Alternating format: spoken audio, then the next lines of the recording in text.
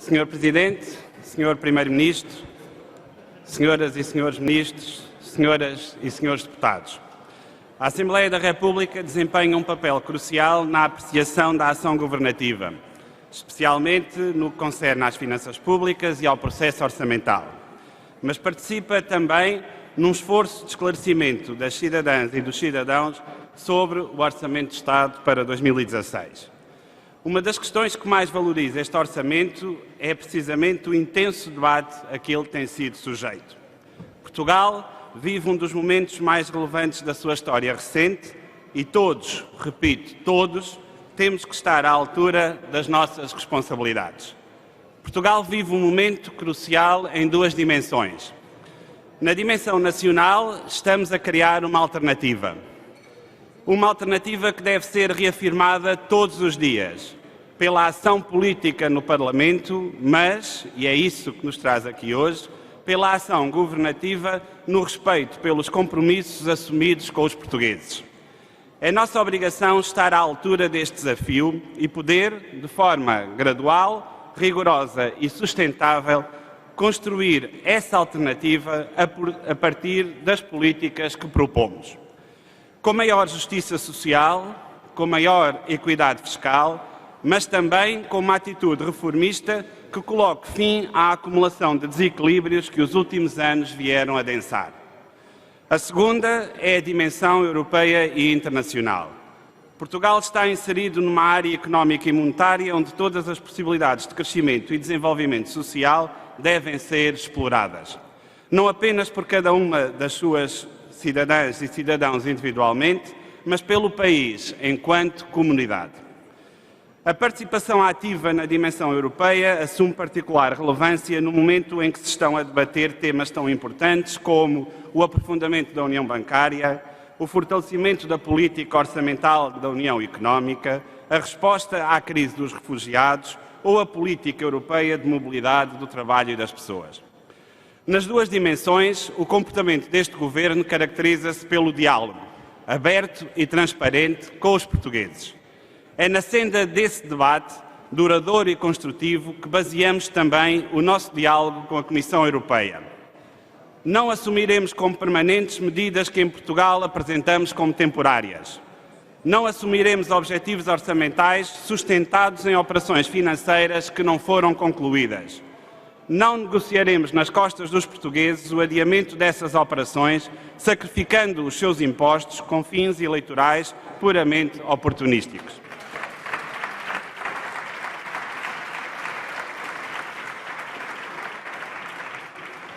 Não abdicaremos de defender os interesses portugueses numa Europa que desejamos mais coesa e solidária, não uma Europa dividida e egoísta.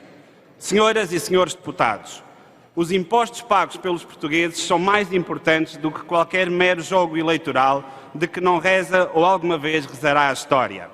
Importantes são o investimento público em educação e saúde ou as prestações sociais, os únicos instrumentos de proteção social e combate à pobreza.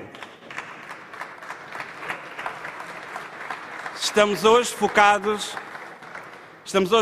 nos objetivos essenciais do Orçamento de Estado, o crescimento económico numa sociedade mais justa. Pretendo, pois, apresentar as linhas gerais do Orçamento de Estado e contribuir para que todos os portugueses e as portuguesas o entendam melhor. Esta é a dimensão interna de alternativa que referi no início. Senhoras e senhores deputados, o que pretende o Governo com o Orçamento de Estado para 2016? Pretende-se iniciar uma gestão orçamental equilibrada e rigorosa, com uma diminuição do peso dos impostos e a recuperação do rendimento das famílias e das empresas. Permitam-me transmitir algumas ideias-chave deste orçamento. A receita de impostos diretos cai 390 milhões de euros, aliviando especialmente as famílias. Assim, os impostos a cobrar sobre o rendimento do trabalho irão diminuir, o que é compatível com o crescimento do emprego e dos salários. Para explicar melhor, na prática, este alívio para as famílias e para as empresas ocorre com um crescimento de 3,6% do rendimento disponível e de 3,9% do PIB nominal. Assim, o peso da receita do IRS e do IRC diminuirá. O peso dos impostos, senhores deputados, diminuirá 0,2 pontos percentuais do PIB. Esta é uma característica fundamental daquilo que temos descrito como o virar da página da austeridade. Esta alteração de política faz assumindo escolhas claras. Em vez da ilusão vendida a Bruxelas de um corte temporário nos salários dos funcionários públicos com efeitos permanentes, um verdadeiro milagre austeritário, este Governo faz uma escolha clara. A escolha passa pelo incentivo à maior produtividade no Estado, conseguida através da simplificação dos procedimentos, mais eficiência na utilização dos recursos e mais dignidade no exercício das funções públicas.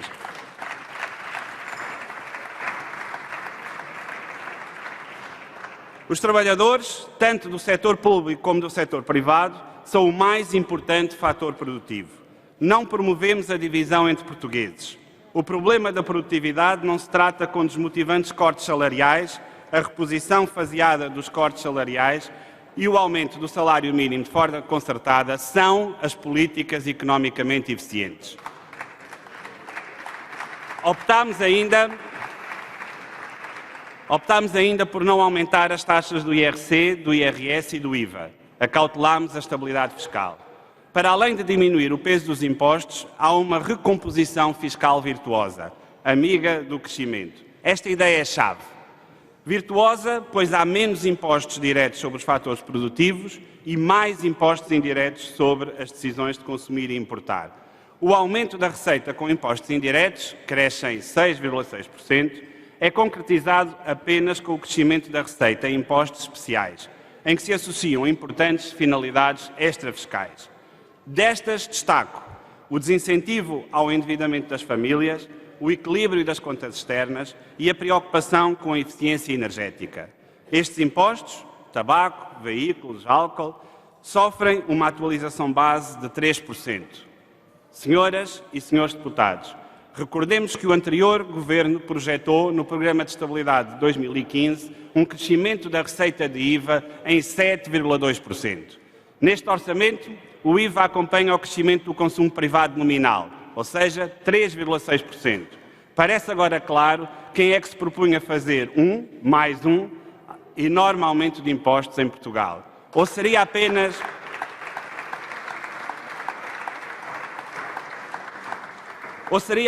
mais uma bem-aventurança da austeridade expansionista? Virar a página da austeridade não significa governar sem rigor e sem exigência, fora de um quadro de restrições. Significa, pelo contrário, ter a noção exata dos problemas com que o país se confronta e das suas causas, mas ter a coragem e a determinação de fazer escolhas para os resolver. Transmite-nos mais duas ideias-chave deste orçamento. A introdução de uma cláusula de salvaguarda no IMI é feita ao mesmo tempo que se elimina a isenção do IMI para os fundos imobiliários.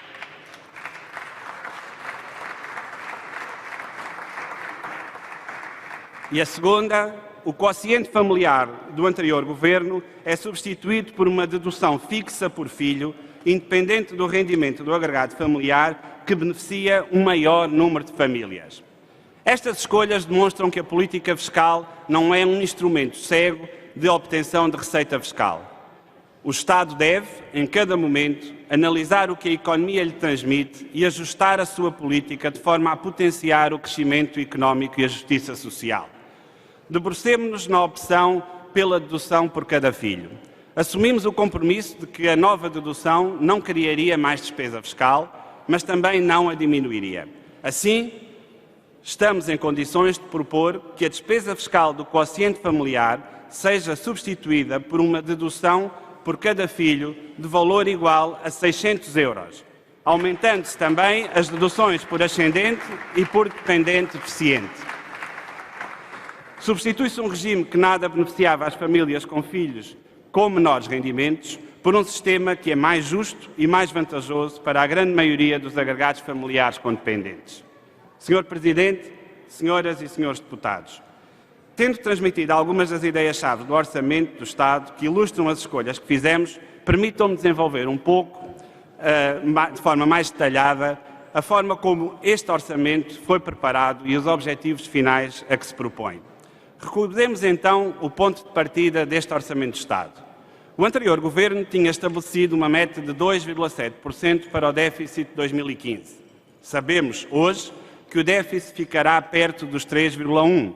Na verdade, a resolução do BANIF catapultará o déficit de 2015 para 4,3% do PIB.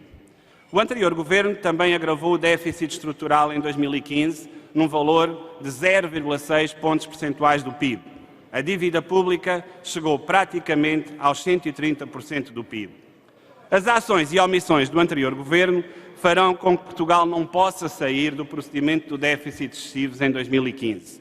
Não apenas pela fasquia do déficit nominal, mas pelo enorme agravamento do saldo estrutural que se verificou no ano anterior.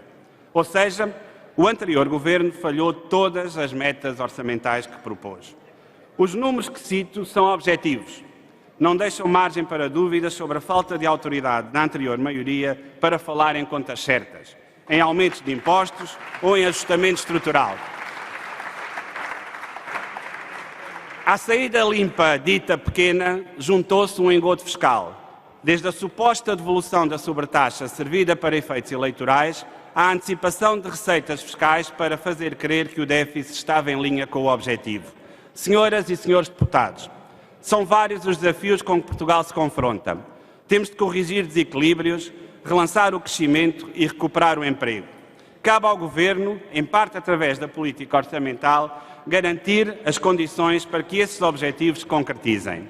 Temos ouvido e lido opiniões até contraditórias acerca deste orçamento, desde a ideia de que estamos perante um aumento de impostos, passando pela ideia de que é despesista.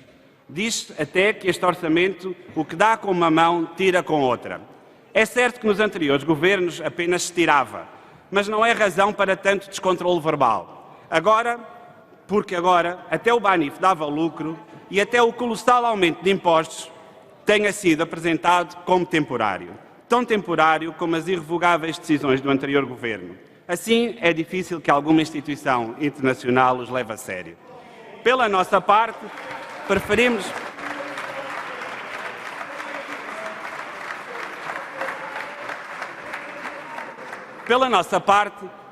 reafirmar que pretendemos manter as contas equilibradas e combater as desigualdades do país. Voltemos à política orçamental. Debrucemo-nos sobre os objetivos do orçamento, explicando como as ideias-chave que expus no início concorrerão para alcançar os nossos objetivos. Em 2016, o déficit que estabelecemos como objetivo é de 2,2% do PIB e a dívida pública diminuirá para 127,7% do PIB, sem malabarismos financeiros. Sejamos claros, como já referi, o peso dos impostos diminuirá a 0,2 pontos percentuais do PIB. A receita de impostos diretos diminuirá a 2% e prevemos um aumento de 6,6% na receita de impostos indiretos. Tendo presente que a economia crescerá a um ritmo superior ao do conjunto da receita fiscal, o peso dos impostos na economia diminuirá. A opção por um maior enfoque nos impostos indiretos é deliberada. Como a prática económica comprova, os impostos indiretos são mais amigos do crescimento, como já referi, e promovem externalidades positivas. Por exemplo, optámos por dissuadir o recurso ao crédito excessivo. Em 2015, a taxa de poupança dos portugueses estava nos 4,8%. Foi onde o programa de ajustamento nos trouxe. Este valor é muito baixo. Constitui, aliás, mais uma justificação para promovermos a recuperação dos rendimentos dos trabalhadores. Este orçamento pretende, também, dissuadir as importações para, em conjunto com o apoio ao setor das exportações, manter a nossa balança comercial equilibrada. O aumento do imposto sobre produtos petrolíferos é inserido nesta lógica, colocando a carga fiscal, IVA mais ISP, a um nível semelhante ao do início de 2015 e os preços apenas ao nível de dezembro passado. O impacto económico desta medida, tomada neste sentido de neutralidade fiscal, será minimizado para as empresas de transporte. O mesmo acontece para a agricultura e pescas, que não só terão um aumento mais reduzido, como as receitas desse aumento serão reinvestidas no setor através de apoios ao investimento. Neste orçamento, propõem-se também medidas para facilitar a relação das pessoas e das empresas com a administração fiscal. É o caso, nomeadamente, do alargamento das situações em que podem ser pagas dívidas fiscais em prestações sem exigência de garantia pessoal, facilitando o cumprimento das obrigações fiscais. Estas medidas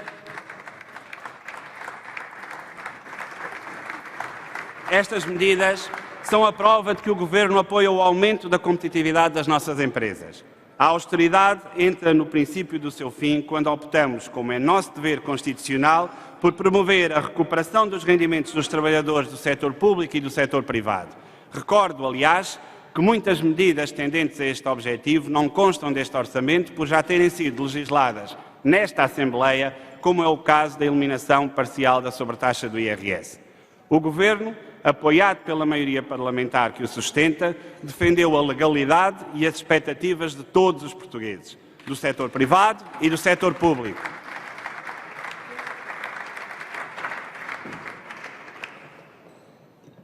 Do setor privado e do setor público, sem distinção, avançando com a sua devolução. Assumimos, aliás, a clara escolha de devolver primeiro aos trabalhadores que menos recebem.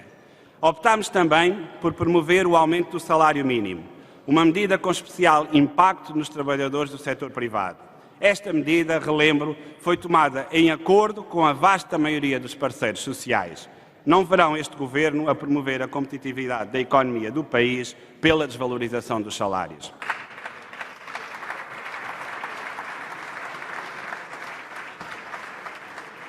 Senhor Presidente, senhoras e senhores deputados, estamos perante um orçamento responsável que cumpre os compromissos assumidos no programa do Governo e nos acordos celebrados com diversas forças políticas, assim como os compromissos internacionais do país. Gostaria agora de salientar algumas das nossas escolhas.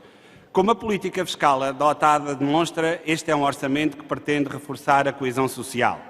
Isto faz aumentando a proteção social através da reposição dos mínimos sociais, rendimento social de inserção, complemento solidário para idosos e abono de família e da atualização das pensões de reforma. Faz ainda reduzindo o valor global das taxas moderadoras, através da introdução de uma nova racionalidade na sua definição, privilegiando o recurso aos centros de saúde e às linhas de apoio à saúde. Outra opção do Governo passa por promover a capitalização das empresas. Deve ser dado um papel cimeiro às condições de financiamento público e privado da economia portuguesa. Pretendemos apoiar a sua competitividade e reforçar as respectivas estruturas de capital. Tal passará pelo lançamento de instrumentos financeiros com recurso a fundos europeus, numa alavancagem esperada na economia de 1.500 mil milhões de euros. Assumimos, sem complexos, a vontade de voltar a colocar o Estado ao serviço dos portugueses e das empresas. Não alinhamos na estratégia de destruição dos serviços do Estado, essa sim, uma política despesista. O Governo voltará a dignificar o serviço público, promovendo a modernização e a simplificação administrativa, o que permitirá poupar recursos, reforçar a confiança dos utentes no serviço público e reduzir custos de contexto para as empresas, favorecendo a competitividade do país.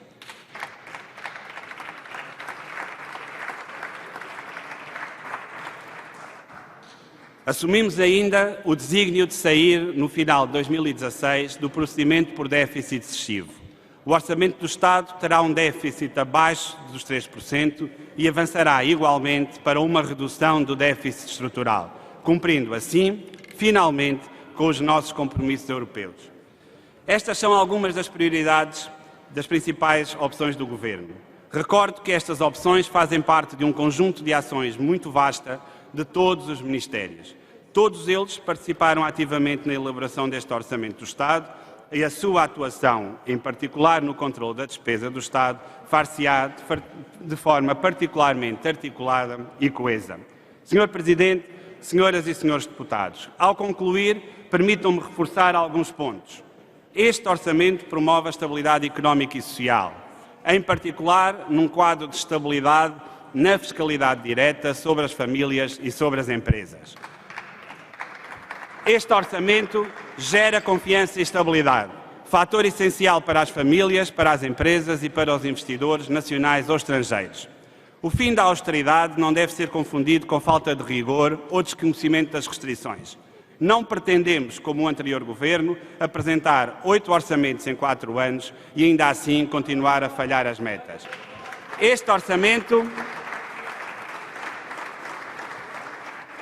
é responsável e rigoroso. A responsabilidade de todos os envolvidos neste processo implica reconhecimento desse rigor, dos que elaboraram esta proposta de orçamento, dos que a irão discutir e dos que a irão executar. Responsabilidade e rigor é isto que as portuguesas e os portugueses merecem. E é isso que podem esperar de nós, bem como a devolução da esperança e do diálogo para um país mais justo. Muito obrigado. Disse.